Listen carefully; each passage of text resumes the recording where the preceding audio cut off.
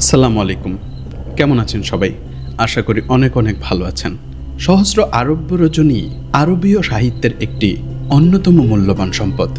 গত পর্বে আমরা দেখেছিলাম বাদশাহ শাহরিয়ার এবং বাদশাহ শাহজামানের বেগমরা তাদের সাথে প্রতারণা করে এবং তারা ক্ষুব্ধ হয়ে তাদের বেগমদের হত্যা করেন এবং বাদশাহ শাহরিয়ার সকল নারী জাতির প্রতি বিরক্ত হয়ে ওঠেন। এই বিরক্তি থেকে তিনি ঘোষণা করেন প্রতি রাতে তিনি একটি করে বিবাহ করবেন কুমারী মেয়েকে এবং সকালবেলা তাকে কতল করবেন এবং উজিরকে দায়িত্ব দেওয়া হয় কুমারী মেয়ে জোগাড় করার।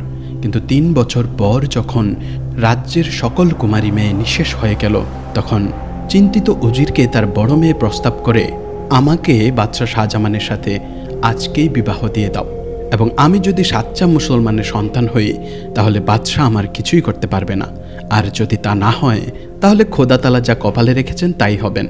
উজির কোনো উপায়ান্তর না দেখে রাজি হয়ে গেলেন। এদিকে শেহরজাদ তার ছোট বোন শাহজামানকে ডেকে বলল, বোন, আজ রাতে আমি বাদশাহর বেগম হতে চলেছি, এক রাতের বেগম। আমি যখন বাদশাহের বাসর ঘরে প্রবেশ করব তখন আমি তোমাকে ডাকবো, তুমি আসবে এবং কান্নাকাটি করে গল্প শোনার আবদার জানাবে। যদি বাদশাহ গল্প শোনার অনুমতি দেন তাহলে তাকে আমি গল্প শুনিয়ে ভুলিয়ে রাখব, আর যদি অনুমতি না দেন তাহলে আল্লাহ যা চাইবেন তাই হবে। আর কালক্ষেপ না করে কন্যাকে শাদী সজ্জায় সাজতে বলল তার বাবা। বাদশাহকে গিয়ে জানানো হলো আজ রাতের পাত্রী পাওয়া গেছে। একটু বাদে উজির এসে শেহরজাদাকে নিয়ে গেল বাদশাহ শাহরিয়ারের খাস মহলে। শাদীর সাজে অপরূপ দেখাচ্ছিল তাকে, কিন্তু শাহরিয়ার তার মুখের দিকে চেয়েও দেখল না একবার। পৈশাচিক উল্লাসে ফেটে পড়ল এবং বলল, আজ রাতের খোরাকটা এসে গেছে দেখছি। শেহরজাদের বুকটা কেঁপে উঠল। নিজেকে শক্ত রেখে মাথা নুইয়ে বিনয়ী গলায় উজির বলল, জি হুজুর।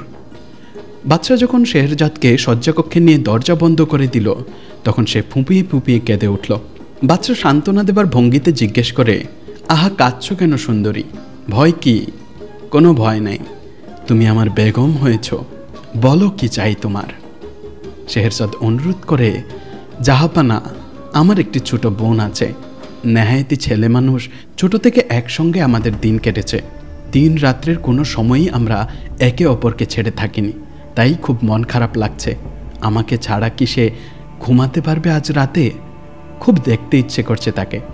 বাদশাহ এই কথা শুনে বলল, ও এই কথা, এ আর এমন কি, আমি এক্ষুনি হুকুম করছি, তোমার বোনকে নিয়ে আসবে। কিছুক্ষণের মধ্যেই দুনিয়াজাতকে নিয়ে আসা হলো। বোনকে জড়িয়ে ধরে ছেলে মানুষের মতো কাঁদতে লাগলো। শেহরজাদ তাকে শান্ত করল, আদর দিয়ে চুমু দিয়ে শয্যার এক পাশে শুইয়ে দিল। শাহরিয়ার এতক্ষণে তন্দ্রায় ছিল বোধহয়। দুনিয়াজাদের কান্নায় কেটে গেল তন্দ্রা। উঠে বসল সে, শেহরজাদকে কাছে টেনে নিল। তারপর আপাবৃদ্ধ কুমারী দেহটা ভালুকের থাবার মতো ছিন্ন ভিন্ন হতে থাকলো। দাঁতে দাঁত চেপে পড়ে রইল শেহরজাদ, শুধু আল্লাহর কাছে আরজি জানায় মনে মনে, এই পাশবিক অত্যাচার সহ্য করার শক্তি যেন আমার থাকে খোদা। কিছুক্ষণ বাদে জানোয়ারটার কবল থেকে দেহটা মুক্ত করে বোন দুনিয়াজাদের পাশে গিয়ে থুকতে থাকলো শেহরজাদ। বোনকে জড়িয়ে ধরে দুনিয়াজাদ আবদার করে, এবার তোমার গল্প শোনাও ববু, তোমার ওই মজার মজার গল্প না শুনে আমি ঘুমাতে পারি না। তখন শেহরজাদ বলল, কিন্তু বোন, রোজ রাতের সঙ্গে আজ রাতটা যে একেবারেই আলাদা। আজ রাত আমি বাদশাহের বেগম, এখন তার হুকুম, তার অনিচ্ছা ছাড়া আমার কিছুই করা সম্ভব নয়। তবে জাহাপানা যদি শুনতে চান আমি শোনাতে পারি। একথা শুনে বাদশাহ শাহরিয়ারের কৌতূহল বাড়ে। কি এমন মজার কিস্সা, শোনাই যাক। তিনি বললেন, ঠিক আছে, শোনাও দেখি তোমার গল্প, আমিও শুনি, কিন্তু সকাল হবার আগেই গল্প থামাবে। শেহরজাদ শুরু করল, তাহলে শুনুন জাহাপানা।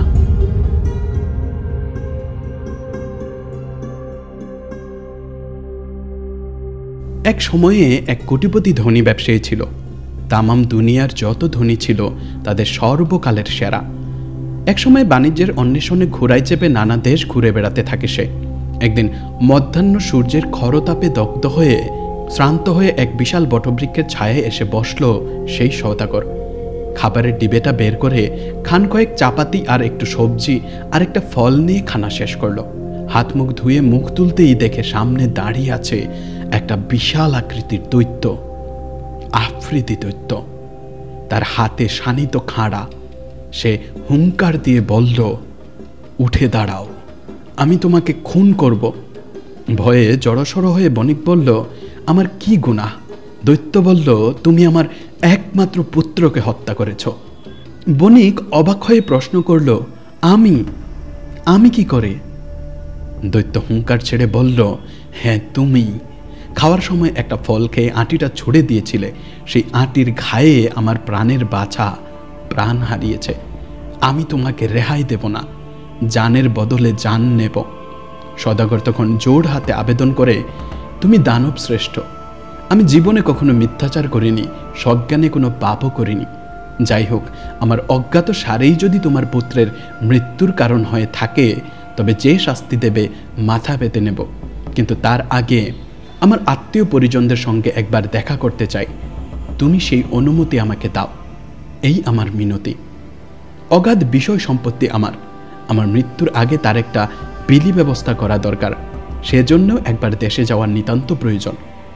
আমার জাত ব্যবসা করা, সেই হেতু কিছু দেনা পাওনা থেকে যায়, সেগুলো মিটিয়ে আসাও আমার কর্তব্য। কোনো ঋণ রেখে যাতে আমি মরতে না পারি। মরতে আমি আদৌ ভয় পাই না, কারণ এক সময় না এক সময় মৌত আসবেই জীবনে, কেউ তা এড়াতে পারবে না। কিন্তু দুদিন আগে হোক আর পরে হোক, মৌতে আমার কোনো ভয় নাই। আমাকে বিশ্বাস করে ছেড়ে দাও, কিছুদিনের জন্য আমি দেশে যাই, সেখানকার কাজকাম সমাধা করে আবার এখানেই ফিরে আসব। আমি প্রতিশ্রুতি দিচ্ছি, তখন তোমার যা বিধান হয় সেই শাস্তি আমাকে দিও, মাথা পেতে নেব। আল্লাহর নামে হলফ করে বলছি, আমি ফিরে আসবই। দৈত্য বিশ্বাস করে ছেড়ে দিল বণিককে। দেশে ফিরে এসে যা যা দায় দায়িত্ব ছিল এক এক করে সমাধা করতে লাগলো সে।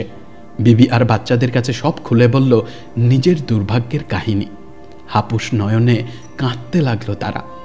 বিষয় সম্পত্তি যাকে যা দেবার সাথে ছিল সেইভাবে দানপত্র তৈরি করে দিল। এইসব করতে করতে বছরের প্রায় 3 ভাগই কেটে গেল। বাকি কটা দিন বউ ছেলে মেয়ের সঙ্গে কাটিয়ে আবার একদিন সেই দৈত্য সন্ধানে বেরিয়ে পড়ল সে। তার শোকে ছেলে মেয়ে, বউ, পাড়াপড়শি সবাই আকুল ভাবে কাঁদতে লাগলো। চলতে চলতে একদিন সেই বিশাল বটবৃক্ষর নিচে এসে দাঁড়ালো বণিক। নিজের দুর্ভাগ্যের কথা ভেবে অঝোর নয়নে কাঁদতে লাগলো। এমন সময় দেখল শিকল বাঁধা একটা বুনো রামছাগলকে সামনে করে এক জোয়ান শেখ এগিয়ে আসছে তার দিকে। বণিকের সামনে পৌঁছে সালাম জানালো শেখ। জিজ্ঞেস করল, এই দৈত্য দানবের রাজ্যে বসে কি করছেন সওদাগর সাহেব? বণিক তখন তার দুর্ভাগ্যের কাহিনী বলল তাকে। সব শুনে শেখ তো অবাক। বলল, খোদা মেহেরবান, কিন্তু সত্য রক্ষার জন্যে আপনার এই কাহিনী বিশ্বাস করবে না দুনিয়ার মানুষ। শেখ নানাভাবে সান্ত্বনা দিতে থাকে বণিককে। খোদা ভরসা, তিনিই রক্ষা করবেন, দুশ্চিন্তা ভয় মুছে ফেলুন মন থেকে। এই সময় আরেক শেখের আগমন হলো সেখানে। তার সঙ্গে ছিল 2টি ভয়ানক জাতের কুকুর। তারও সে একই প্রশ্ন, এই দৈত্য দানবের আস্তানায় কেন এসেছে সে? বণিকও দুর্ভাগ্যের কাহিনী আবার শোনালেন। এ সময় আরও এক শেখ এসে হাজির হলো সেখানে। তার সঙ্গে ছিল ছাই রঙের এক মাদি খচ্চর। যথারীতি একই প্রশ্ন তারও। সব শুনে তো তাজ্জব সবাই। এমন সময় তপ্ত বালুকায় ঘূর্ণিঝড় উঠল। চতুর্দিক অন্ধকার হয়ে এলো। একটা বালির ঝড়, একটা বালির স্তম্ভ খাড়া হয়ে উঠে যেতে থাকলো ঊর্ধ্বমুখে। ক্রমশ বৃক্ষটার দিকে এগিয়ে আসতে থাকে সেটা। ধীরে ধীরে সেই বিশাল বালুকারাশির গগনচুম্বী স্তম্ভটা এক বিকটাকৃতি দৈত্যের রূপ ধারণ করে দাঁড়ালো ওদের সামনে। আফ্রিদি দৈত্য শানিত তলোয়ার উঁচিয়ে গর্জে উঠল, উঠে এসো সওদাগর, তোমাকে আমি কতল করব। তুমি আমার জানের কলজে প্রাণের বাচ্চাকে মেরেছ। সওদাগর তখন কান্না ভয়ে ভেঙে পড়ল। তার দুঃখে 3 শেখও মুহ্যমান। প্রথম শেখ বুকে সাহস বেঁধে উঠে দাঁড়ালো। দৈত্যটার সামনে এসে সালাম ঠুকে বলল, তুমি দানবকুল শ্রেষ্ঠ, তোমাকে আমি আমার এই বনু রামছাগলের কাহিনী শোনাতে চাই। যদি শুনে ভালো লাগে তবে সওদাগরের গোস্তাকি মাফ করে দিও, এই আমার আরজি। আফ্রিদি তখন বলল, ঠিক আছে, আমার যদি ভালো লাগে তবে সওদাগরের 3 ভাগ অপরাধের 1 ভাগ আমি তাকে রেহাই দিয়ে দেব। প্রথম শেখ তখন বলতে শুরু করল, শোনো দৈত্য সম্রাট, এই যে বনু রামছাগলটা দেখছো, আসলে কিন্তু এটা কোনো জন্তু জানোয়ার না। এ হচ্ছে আমার চাচার মেয়ে, আমার শাদি করা বিবি। 30টা বছর একসঙ্গে ঘর করেছি। ছেলেবেলা থেকেই জাদুকরি ছিল সে। নানা রকম জাদুবিদ্যা দেখিয়ে তাক লাগিয়ে দিত আমাকে। একে নিয়ে 30 বছর ঘর করলাম, কিন্তু দুঃখ যে একটা ছেলেপুলে হলো না আমাদের। তাই আমি আমার বাড়ির দাসীকে রক্ষিতা করে তার গর্ভে একটা ছেলে তৈরি করলাম। ছেলের বয়স যখন 15, তখন একদিন কাজের ধান্দায় ভিনদেশে যেতে হয়েছিল আমাকে। আমার অবর্তমানে আমার এই বিবি জাদু করে ছেলেটাকে বাছুর আর মাকে গরু গাই বানিয়ে রেখে দিল। কিছুদিন বাদে ঘরে ফিরে বিবিকে জিজ্ঞেস করলাম, ছেলে আর মা কোথায়, ছেলে আর তার মা কোথায়? তখন সে আমাকে মিথ্যে করে বলল, দাসীটা মরে গেছে আর ছেলেটা কোথাও উধাও হয়ে গেছে। বিবির কথা শুনে আমি শোকে দুঃখে ভেঙে পড়লাম। সারাটা বছর কেঁদে কেঁদে কাটালাম। তারপর আমাদের পরবের দিন বকরি ঈদ এসে গেল। এই দিনটা আমরা কুরবানি করি গরু, ছাগল, মোষ আর যার যা ইচ্ছে। পছন্দসই একটা গরু নিয়ে আসতে বললাম আমার নকরটাকে। নিয়ে এলো সে একটা গাই। জবাই করার জন্য ছুরি নিয়ে যখন এগিয়ে গেলাম তার কাছে, দেখি তার চোখ দিয়ে ঝরে পানি ঝরছে আর অদ্ভুতভাবে গঙাচ্ছে। আমার কেমন মায়া হলো। পারলাম না, নকরটার হাতে ছুরি দিয়ে বললাম, নে তুই কর, আমি পারবো না। তখন কি জানতাম গাইটা আসলে গাই না, ও আমার দাসী রক্ষিতা, আমার ছেলের মা। যাই হোক, নকরটা জবাই করলো ওকে। আর কি আশ্চর্য, গরুটার গরু নাই, আমার সেই দাসী রক্ষিতার ধর আর মুন্ডুটা আলাদা হয়ে পড়ে আছে। দুঃখ হলো খুব।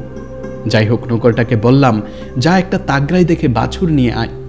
নকর আমার কথা মতো নিয়ে এলো একটা হৃষ্টপুষ্ট বাছুর, কিন্তু বাছুরটাকে আনতেই সে লুটিয়ে পড়লো আমার পায়ের কাছে। তার চোখের দিকে তাকিয়ে আমি বুঝতে পারলাম কি যেন বলতে চায় সে, কিন্তু পারছে না, মুখে ভাষা নাই। কি করে সে বলবে, আমাকে মেরো না, আমি তোমার একমাত্র ছেলে। আমার মনের মধ্যে কি যে হলো তা বোঝাতে পারবো না। নৌকাটাকে বললাম, বাছুরটাকে আর মারবো না, তুই অন্য গরু নিয়ে আয়। গল্পটা এই অবধি বলা হয়েছে। শেহরজাদ দেখলো রাতের আধার কেটে যাচ্ছে, চুপ করে গেল সে। ছোট বোন দুনিয়াজাদ প্রশংসায় গদগদ হয়ে বলল, কি মিষ্টি তোমার গল্প বুবু, আর কি সুন্দর করেই না বলতে পারো তুমি। শেহরজাদ বলল, তা ঠিক, কিন্তু আসল গল্প তো শুরুই হয়নি বোন। শাহজাদার কৃপায় যদি বেঁচে থাকি তবে কাল রাতে আবার বাকিটা শোনাবো। এখন ঘুমিয়ে পড়ো। দুনিয়াজাদ ঘুমিয়ে পড়ল। বাদশা শাহরিয়ার ভাবল, ভারী মজার গল্প তো, শেষটুকু না শুনে এই মেয়েকে তো হত্যা করা যায় না। এরপর শেহরজাদ ঘুমে ঢলে পড়ল বাদশা শাহরিয়ারের কুলে। শাহরিয়ারেরও চোখ জড়িয়ে আসে ঘুমে।